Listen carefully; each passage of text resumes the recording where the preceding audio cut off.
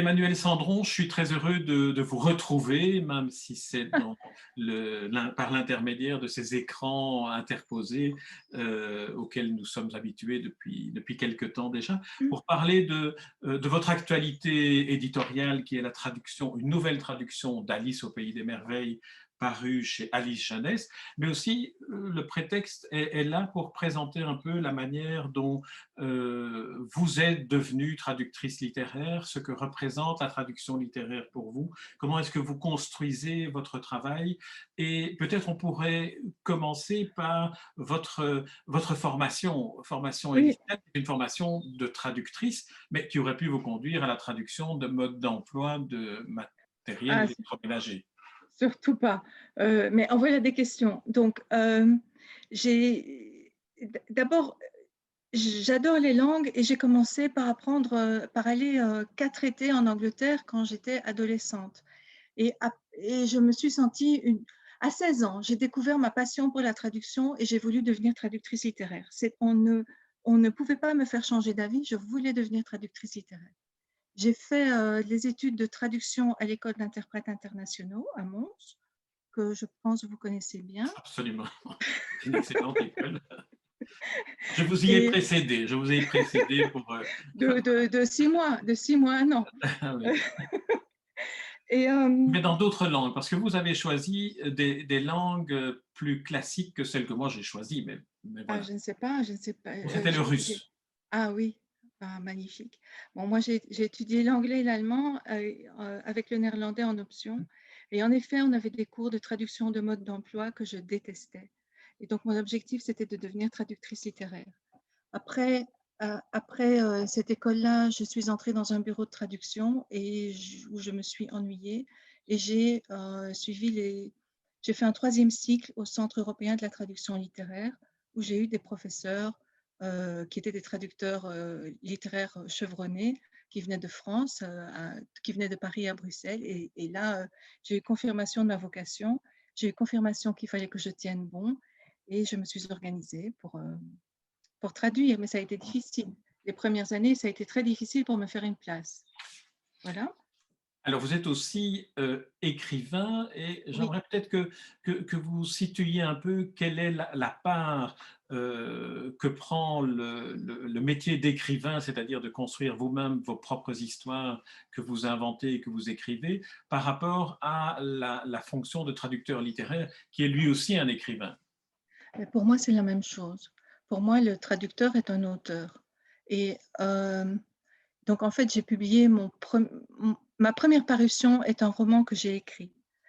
Et c'est à partir de là que des éditeurs ont commencé à me faire confiance. Et toute ma production a été comme ça, un enchevêtrement. Je publiais euh, un roman ou un recueil de nouvelles ou un album jeunesse de ma plume, et puis on me laissait accéder à des traductions dans ces secteurs-là. Donc, les deux se sont constamment entremêlés, mais je pense que je suis devenue une meilleure traductrice plus j'écrivais et une meilleure autrice plus je traduisais. Et comment expliquez-vous ça? Quel est le raisonnement qui vous conduit à cette observation-là? Mais parce que vous savez qu'on dit que pour un bon écrivain, il doit écrire tous les jours. Eh bien, un traducteur, il écrit tous les jours. Je suis tout le temps dans les textes, tout le temps à réfléchir, tout le temps à chercher le mot juste, tout le temps à essayer d'équilibrer la phrase, à être attentive à la musique de la langue, à essayer de suivre la psychologie des personnages au plus près, que ce soit mes personnages ou ceux de l'auteur ou de l'autrice que je traduis constamment. Alors, vous avez, à la fois en traduction et en écriture propre, deux, disons, catégories, même si le terme n'est pas vraiment approprié, d'œuvres que vous écrivez ou que vous traduisez, les œuvres pour la jeunesse et des œuvres de littérature générale. Oui, Comment se fait le partage dans la manière de travailler, à la fois comme auteur et comme traductrice? mais il y a pas, c'est comme ça vient, je peux pas. Mais en fait, mon ambition, c'était de traduire de la fiction générale, donc de la fiction pour adultes. Et puis mes enfants sont nés, et à partir du moment où mes enfants sont nés, je leur ai lu des histoires. Et à partir de ce moment-là, j'ai voulu leur raconter des histoires. Donc, j'ai commencé à écrire pour les enfants. Et la littérature jeunesse, en fait, donc mon ambition, c'était d'être une grande traductrice de grands romans pour adultes. Et puis, au fur et à mesure, je me suis rendu compte de l'intérêt des livres, des albums jeunesse et des romans jeunesse. On y parle de sens de la vie, les personnages deviennent qui ils sont, il y a beaucoup de musique, il y a beaucoup de poésie, et c'est là que je m'épanouis totalement, en fait. Donc, petit à petit, je ne sais pas, c'est dans ce secteur-là qu'on m'a fait le plus confiance, qu'on vient le plus vers moi, et c'est là que je suis euh, au mieux, que je trouve mon bonheur, en fait. Et Alors, donc, je laisse tomber mon ambition. Il faut plus entre ambition et passion, entre l'ambition et la passion, c'est la passion qui a gagné.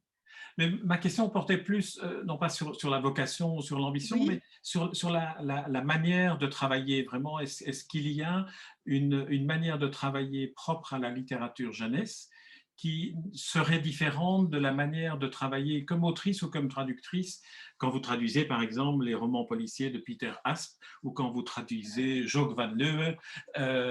Comment, comment les choses se passent-elles entre un roman jeunesse et un roman adulte, en plus un roman policier? je ne pense pas que ce soit entre tel ou tel genre que la différence se fait. C'est pour chaque auteur, c'est différent. Donc, en effet, je viens d'achever, c'est un scoop, je viens d'achever la traduction du 19e roman policier de Peter Asp pour Albin Michel. Le 19e en 20 ans, si Je c'est pas vais arrêter au beaucoup. 16e, donc. Ah ben, Ah il y en oui, a encore 3 à lire. ah oui, oui. Mais, donc, le 19e n'est pas paru. Ouais. Euh, donc, quand je traduis Peter Asp, je deviens Peter Asp. Donc, je suis un monsieur d'environ 10 ans de plus que moi, un flamand, qui aime beaucoup la bonne chair et qui boit beaucoup. Je deviens lui. Euh, et il a des blagues, enfin, il a un rapport à la langue, il a un rapport au monde qui est différent du mien, et je deviens lui, je, je, je, je- j'écris ce qu'il écrit, je suis dans sa tête et je déplace, je fais bouger les personnages et j'acquiers enfin, son mode de raisonnement. Quand je traduis Joke van Leeuwen, qui est une autrice mais hilarante pour les enfants, qui a écrit ce petit chef-d'œuvre Quand c'était la guerre et que je ne comprenais pas le monde, qui est un best-seller chez Alice Jeunesse, et qui vient de paraître en poche avec un dossier pédagogie pour les enseignants. Joke van Leeuwen, c'est une femme, elle est complètement folle, elle est géniale, elle a une poésie, une fantaisie, une inventivité extraordinaire. Et là, euh, oui, je me mets comme avec Peter Asp, je me mets au service de sa plume, mais elle me lance des tas de défis et des défis linguistiques comme Lewis Carroll. Elle me lance des défis linguistiques et j'essaye de faire aussi bien qu'elle, de l'épater, mais c'est autre chose, c'est d'autres aptitudes que je vais chercher en moi. C'est mon goût pour la langue, c'est ma, c'est ma grande musicalité. Ma musicalité ne me sert à rien avec Peter Asp. Avec Yoke, oui, ce n'est que ça. Et c'est les jeux de mots, d'accord, ce ne sont pas les mêmes jeux de mots. Et c'est une autre, je ne sais pas, je deviens elle. Et ça m'est plus facile de devenir elle. Alors, je deviens chaque auteur, chaque autrice que je traduis, mais je m'identifie aussi totalement à mes personnages. Et il m'est plus facile de devenir une petite fille de 10 ans ou un petit garçon de 12 ans que, qu'un monsieur de 65 ans qui boit sa duvel à la terrasse d'un café à Blankenberg. Euh, Alors là, on a évoqué deux auteurs de langue néerlandaise à l'origine, donc vous traduisez oui, vers le français. Vous pratiquez l'anglais, le néerlandais et l'allemand, mais vous et, avez, pardon, pardon, mais vous je avez sais, décidé d'apprendre le letton. ah, voilà, voilà. Alors voilà, ma question est, qu'apporte chacune des spécificités linguistiques de ces quatre langues à la manière dont vous travaillez? Vous dites que vous, quand vous traduisez Peter Asp, vous devenez Peter Asp. Est-ce que lorsque vous traduisez de la langue lettonne ou de la langue anglaise ou de la langue néerlandaise, vous devenez une lettonne, une anglaise et une hollandaise ou une flamande? Peut-être un peu. Euh, mais une étudiante me posait la question récemment, me disait quelle est la langue la plus difficile à traduire, la plus facile à traduire. Et je lui disais, à force d'expérience, ça n'a plus aucune importance. En fait, je suis au pays de la littérature et je suis dans des aventures, dans des histoires. Mais c'est vrai que traduire des auteurs lettons, pour moi, c'est vraiment quelque chose d'extraordinaire. C'est tout un horizon qui s'ouvre. Et le letton, est-ce que je peux raconter ma découverte avec le Je vous letton? en prie, c'était la question suivante. Donc, je suis allée en 2016, je suis allée en résidence d'écriture à la Maison internationale des auteurs et des traducteurs de Ventspils, en Lettonie. C'est tout en haut, là, tout au nord, au bord de la mer Baltique. Et j'étais là pour écrire et j'ai rencontré des auteurs et des autrices lettons et lettonnes. C'était magnifique. C'est une musicalité, un univers, des gens, des histoires. Voilà, c'est ça, les langues, c'est ça, c'est des gens et c'est des histoires. Et donc, je me suis fait, donc j'ai rencontré plusieurs femmes extraordinaires. Je les ai interrogées sur leur vie. Et puis, j'étais mais vraiment sous le charme de la langue. Elle était magnifique. Et puis, on m'a fait découvrir là-bas des daina. C'est des petits poèmes de 4 vers, un peu comme des haïkus, qui sont restés tels quels depuis le Moyen Âge et qui véhiculent tout un imaginaire païen que nous ne connaissons pas ici. Il y a la déesse Soleil, par exemple, le dieu tonnerre, qui nous fait penser à Thor, qu'on connaît par les Scandinaves, mais c'est un univers, un panthéon balte qui est encore extrêmement différent. Et j'avais l'impression de sentir battre le cœur d'une Europe archaïque. J'avais l'impression d'être dans Ovide, ou même d'entendre.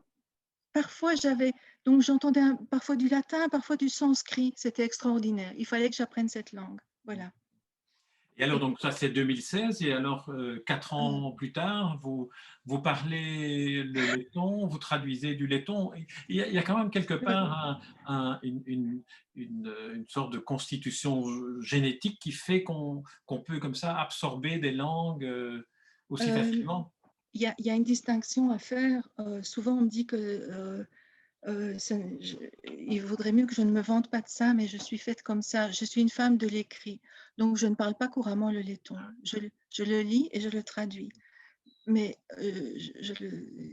voilà, c'est un don, une compétence. J'ai aussi commis une traduction de l'espagnol un jour. Je ne connais pas l'espagnol.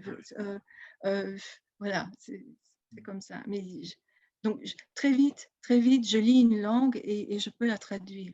Mais le letton, ça a été extrêmement difficile. Hein. J'ai passé 6 mois en tout, dont 2 séjours de 2 mois avec des cours intensifs de letton tous les jours. Donc, c'est extrêmement difficile et j'ai cru que je n'y arriverais pas. Et qu'est-ce qui, avant que vous ne découvriez que le letton était une langue qui vous charmait et qui vous Oui. enchantait, qu'est-ce qui vous a, à un moment donné, décidé à vous intéresser à cette langue-là plutôt qu'à une autre langue Le hasard. C'est le Le hasard. hasard, c'est parce que j'ai obtenu cette résidence d'écriture à Ventspils, mais je dois dire que j'étais très, très tentée par le danois, le suédois, le polonais, l'islandais, le bulgare, le russe. euh, Donc c'est le hasard qui fait que c'est le letton, oui, que ça a été le oui, letton qui a été oui, la langue et élie. j'ai pas dit le hindi, mais je n'ai pas assez de temps. Je n'ai qu'une vie. Mais si j'avais encore, et si j'avais pas envie de faire d'autres choses de ma vie, j'apprendrais. J'aimerais vraiment apprendre le russe, vraiment. Oui. Eh bien voilà, mais il faut retourner sur les bancs de l'école d'interprètes internationaux de Mons. Alors, encore une question sur vous et sur votre démarche en préparant cette interview. Donc, j'ai été un peu sur Google, voir un peu ce qu'on disait de vous, et entre autres sur votre pratique aussi de psychothérapeute. Et j'ai essayé d'identifier quels pouvaient être les liens entre la pratique de la psychothérapie ou de la psychanalyse et le travail de la traduction. C'est-à-dire, d'une certaine manière, je me posais la question de savoir si l'approche psychanalytique pouvait servir à entrer justement dans la peau de l'écrivain ou à entrer dans la peau des personnages lorsqu'on traduit un texte qui n'est pas de soi. Je crois que c'est plutôt l'inverse. Je crois que c'est la traduction qui m'a aidée à devenir psy, à me mettre à l'écoute de l'autre, à vraiment comprendre le moindre de ses affects, de ses mouvements d'âme, et à, à me mettre à l'écoute de sa langue, de sa façon de mettre les mots en bouche, de sa façon de parler, sa façon de concevoir le monde. Et à partir de là, il suffit, mais bon, j'ai 20 ans d'analyse aussi personnelle dans les pattes, donc Oui, bah justement, donc, mais là, ma question ne portait pas sur la oui, psychanalyse, mais sur oui, est-ce oui, qu'il y a, d'une certaine mais manière, un lien entre la pratique de la psychanalyse et aujourd'hui, lorsque vous traduisez ou lorsque vous entrez dans une nouvelle langue comme le letton, est-ce que la psychanalyse a contribué à mais le, faciliter les choses ou à les stimuler? euh, mais non, dans ma vie, il y a d'abord eu la traduction et puis la psychanalyse, et maintenant il y a les deux. Mais il y a c'est le même mot en allemand pour dire le transfert, et transfert, traduction, c'est la même chose, et c'est toujours une question de passage, d'aller d'une rive à l'autre, de l'autre à soi, de soi à l'autre, et entre les deux, il y a l'espace transitionnel de Winnicott. Voilà, on est là toujours en train de passer de l'un à l'autre, comme nous deux d'ailleurs, c'est ce qu'on fait aussi. On essaie chacun de s'accorder et de comprendre exactement ce que veut dire l'autre.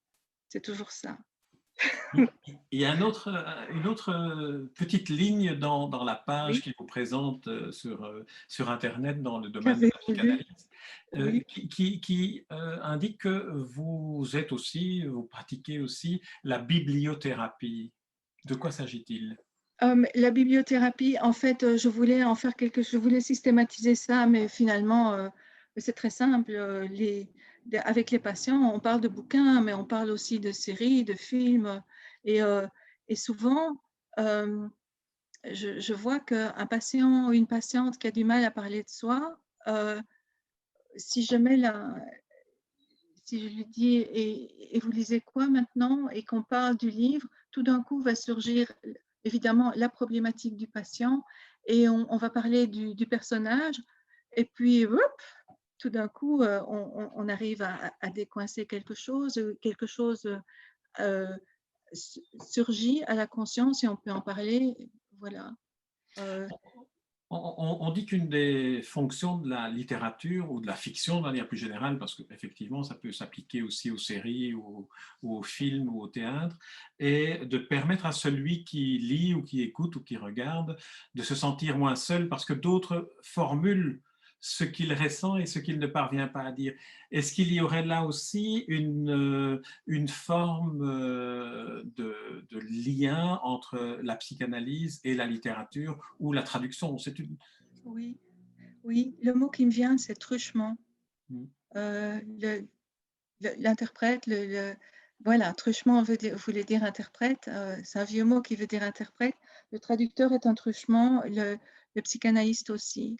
Il aide l'autre à dire ce qu'il a à dire d'une façon ou d'une autre. Oui. Je suis au service des mots de l'autre, mais pour ça, euh, en écriture, en traduction comme en psychanalyse, il faut bien connaître sa langue maternelle quand on écrit, quand on traduit. Il faut bien connaître son inconscient à soi pour être à l'écoute de celui de l'autre.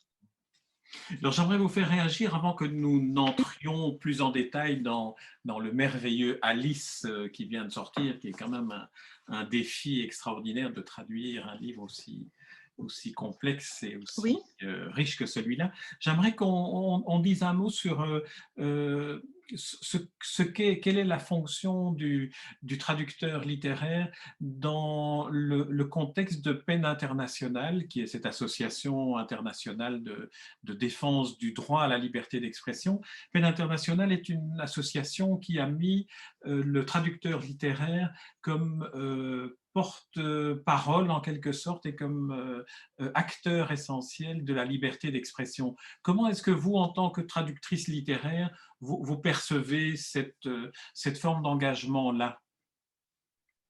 là, je ne sais pas. Là, vous me prenez au dépourvu. Mais en fait, le traducteur, il est toujours au service de tous les auteurs, quels qu'ils soient. Donc, je vais, je vais me battre pour traduire des auteurs victimes de discrimination, minorisées, ça certainement. Est-ce qu'on pourrait parler un peu de ce qui se passe avec Amanda Gorman ou Si vous vous n'avez voulez, pas si envie? vous voulez.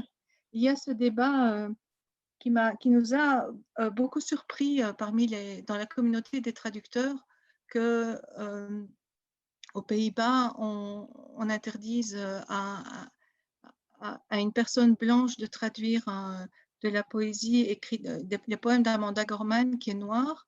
Et en fait, peut-être que c'est une façon de répondre à votre question. On a été Peut-être beaucoup de… situez-nous exactement ce qui se passe. Eh bien, donc Amanda Gorman, c'est elle qui a prononcé un poème lors de l'investiture de Biden aux États-Unis.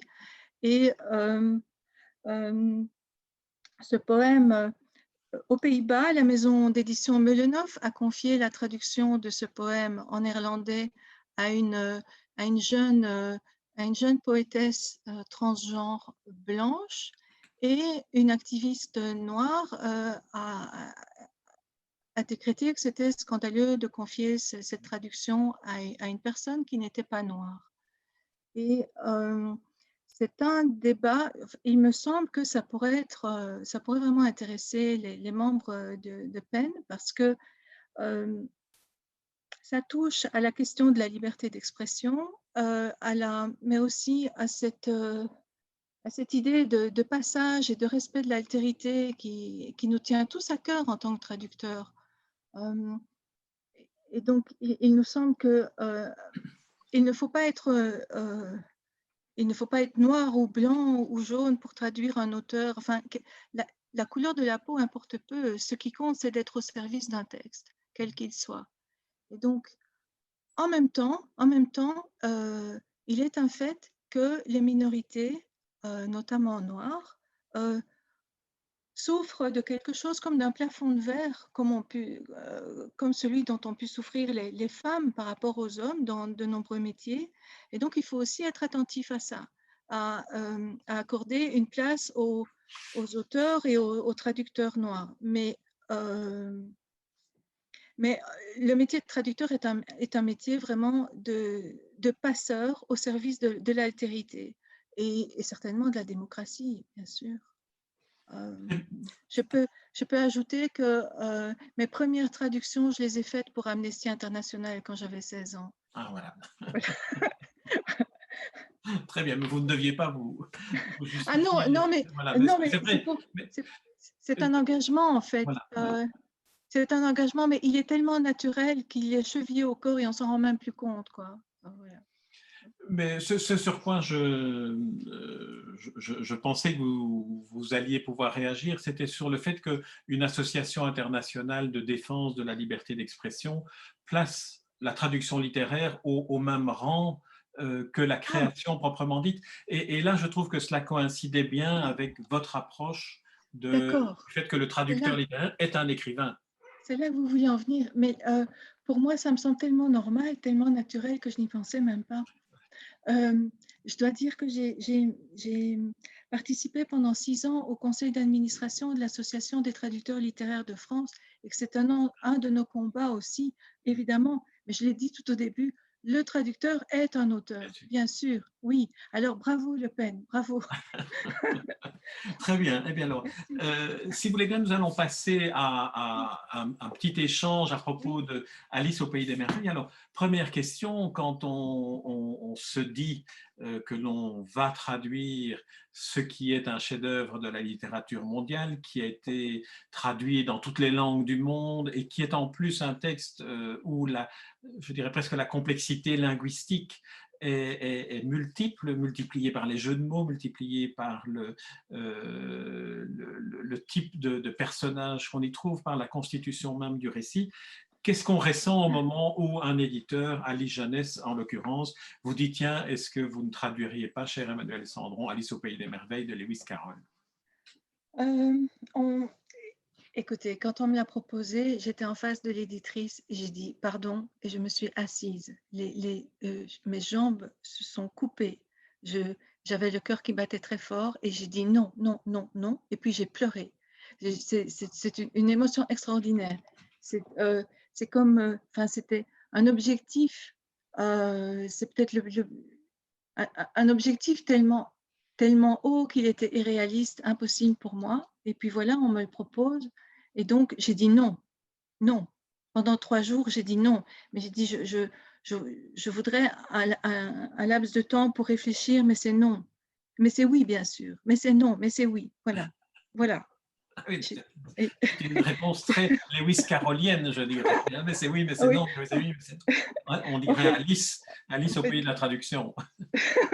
oui, ah, voilà. OK, oui. Et en fait, euh, euh, en traduisant Alice, je me suis rendu compte que que le verbe to wonder revient régulièrement. Oui. She wonders. Et bon, Alice in Wonderland, on traduit ça par Alice au pays des merveilles, Wonderland, le pays des merveilles. Mais très régulièrement dans le livre revient l'expression she wonders. She wonders. Donc, elle se demande, elle se demande, elle se demande ce qui se passe, elle ne comprend pas et elle se demande pourquoi les gens font ce qu'ils font. Et c'est exactement la position du psychanalyste. Pourquoi? Ouais. Alors moi, ma question ne sera pas le pourquoi, mais sera plutôt le comment. Alors, comment avez-vous commencé? Disons, après 3 jours de oui, non, vous décidez que vous allez Euh, y entrer. Et qu'est-ce que vous faites? Vous relisez d'abord le livre en anglais ou bien vous essayez de rassembler les souvenirs que vous avez des lectures que vous en avez faites? je dois d'abord dire qu'il y a 15 ans, j'avais fait cet exercice qui s'appelle un côte à côte pour une revue de traduction, translittérature. Donc, il y a 15 ans. J'avais repris 8 traductions en français d'Alice au Pays des Merveilles et j'avais comparé certains passages. Et donc, je savais que c'était très difficile, que ce serait très difficile, que de très grands traducteurs s'étaient attelés à la tâche. Et donc, j'ai d'abord réfléchi à quelle serait ma stratégie de traduction. Euh, j'ai relu le texte en anglais, j'ai relu mon article, mais avec mon côte à côte, je me suis souvenu des positions des différents traducteurs, notamment de Parisot qui est publié dans la Pléiade.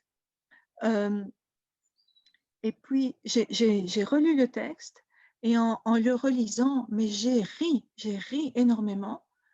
Je me suis souvenu qu'en français, le texte ne m'avait jamais fait rire, qu'il m'avait ennuyé, qu'il m'avait fait bâiller, que j'avais rien compris, alors qu'en français, c'est jouissif, c'est extraordinaire. C'est, c'est une histoire à plusieurs niveaux. La petite fille, le petit garçon peut lire Alice au Pays des Merveilles et trouver ça magnifique. Et puis, l'adolescent, on peut voir des trucs un peu bizarres. Et puis, l'adulte se dit, ah ah, donc, j'ai vu qu'il y avait plusieurs niveaux de lecture et j'ai réfléchi à la façon de faire, mais c'est ce que j'ai voulu faire, rendre un texte qui soit lisible à plusieurs niveaux, autant par l'enfant que par l'adulte lambda, mais aussi par l'adulte qui aurait entendu parler des surréalistes, de l'Oulipo et de Lacan. Ce qui veut dire que même si c'est paru dans une collection jeunesse, Alice Oui, jeunesse, ou oui, pour enfants, ce n'est pas un texte que vous avez traduit en pensant à un public jeune ou à un public qui serait plutôt le public du petit garçon et de la petite fille. oui et non, oui et non. Euh, si, j'ai pensé aux enfants. Si, j'ai pensé aux enfants. Mais j'ai pensé aussi au papa, à la maman qui serait à côté de l'enfant et qui lirait le livre avec eux, avec l'enfant. Et j'ai voulu donner à manger aux deux, à l'enfant et à l'adulte. Euh, voilà. Alors, comment avez-vous procédé? Parce que j'ai été frappé de lire dans un petit document qui va paraître sur le site où se trouvera Oui, notre interview orale, que vous aviez aussi une contrainte, ou en tout cas peut-être une limitation dans l'organisation du travail qui tenait au fait que c'est un livre illustré et que oui. donc vous avez aussi tenu compte des illustrations de Valeria de Campo au fur et à mesure où vous traduisiez? Comment ça s'est passé? Ben, via la maison d'édition, donc Alice Jeunesse, nous envoyait mon texte à Valéria et m'envoyait à moi des illustrations de Valéria. Et donc, il fallait, techniquement, par exemple, il fallait que le lièvre soit à gauche et enfin, il fallait que les personnages, enfin, il fallait que ce qu'elle dessine soit en accord vraiment avec le texte, mais aussi il fallait une communauté d'imaginaire, Oui. ce qui n'est pas évident. Parce que les illustrations de Tenniel, les illustrations originales sont magnifiques. Elles ont été reprises très souvent. Ce livre a été très souvent repris avec une ancienne traduction et de nouvelles illustrations.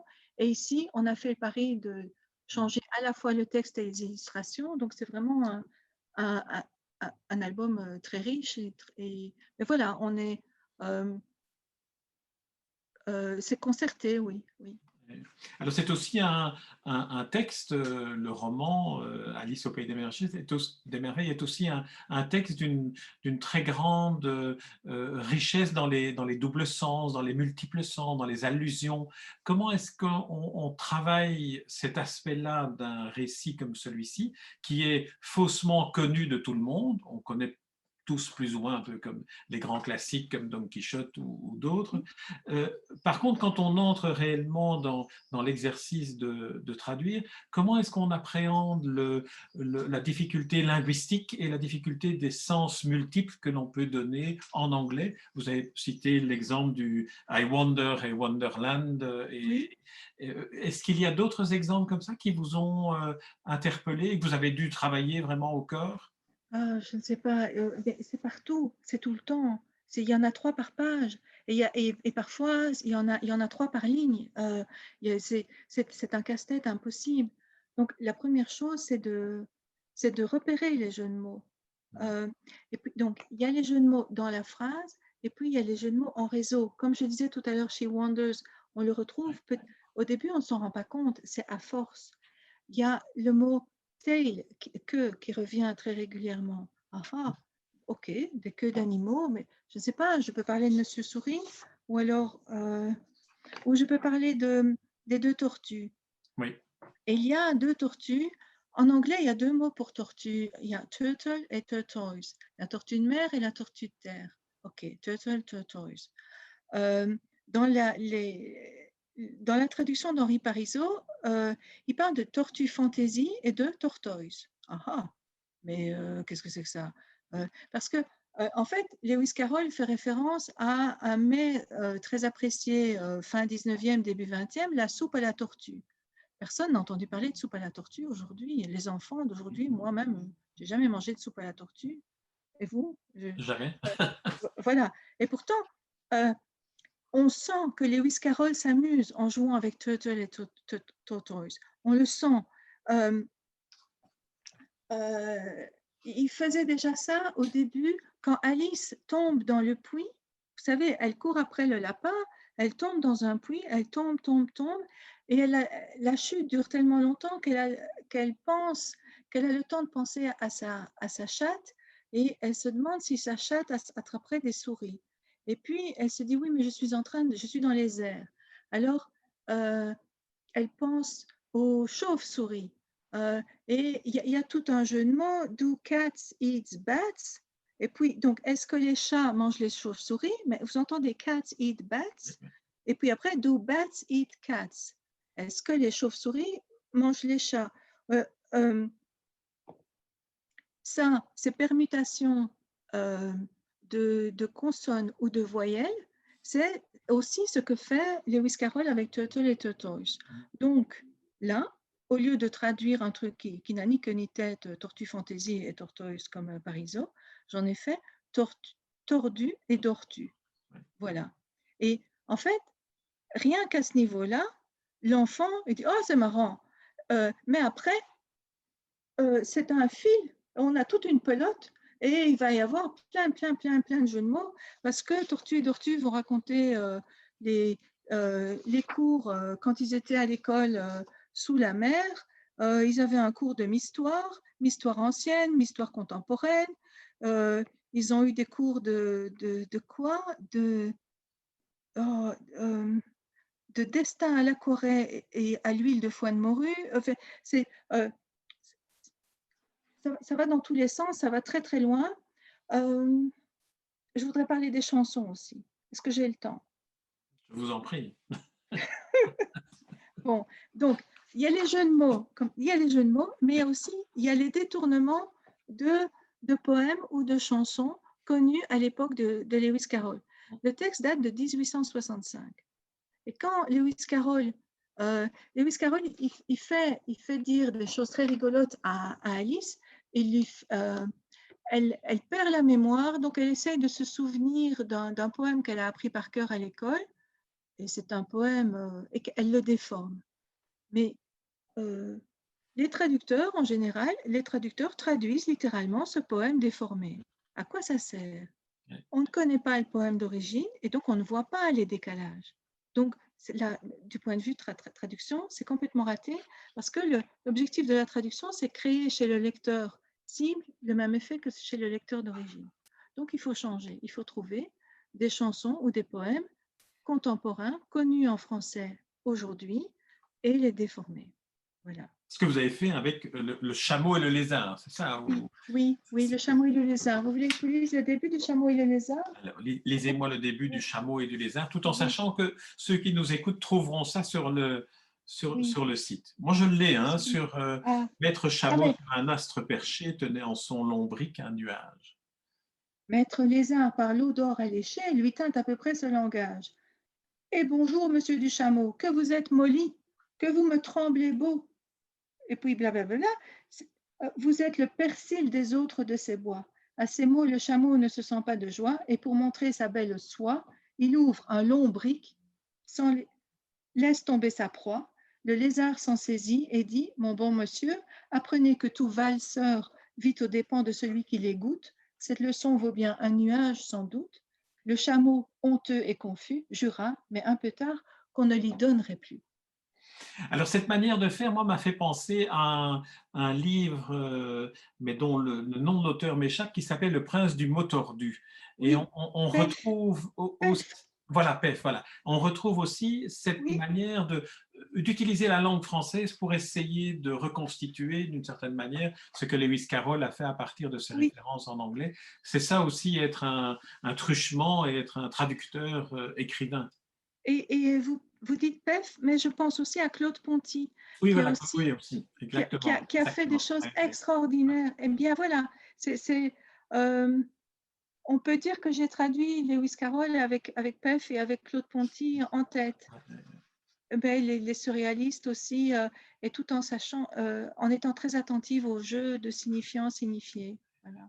Tout à fait. Eh bien, écoutez, Emmanuel Sandron, je propose que nous arrêtions là pour laisser la possibilité à ceux et celles qui nous écoutent d'aller en bibliothèque et en librairie chercher le merveilleux livre Alice au pays des merveilles, retraduit dans une nouvelle version par vous, Emmanuel Sandron, et illustré par Valeria Docampo dans un album qui est un merveilleux beau livre, comme on pourrait les classer dans la catégorie des différentes bibliothèques.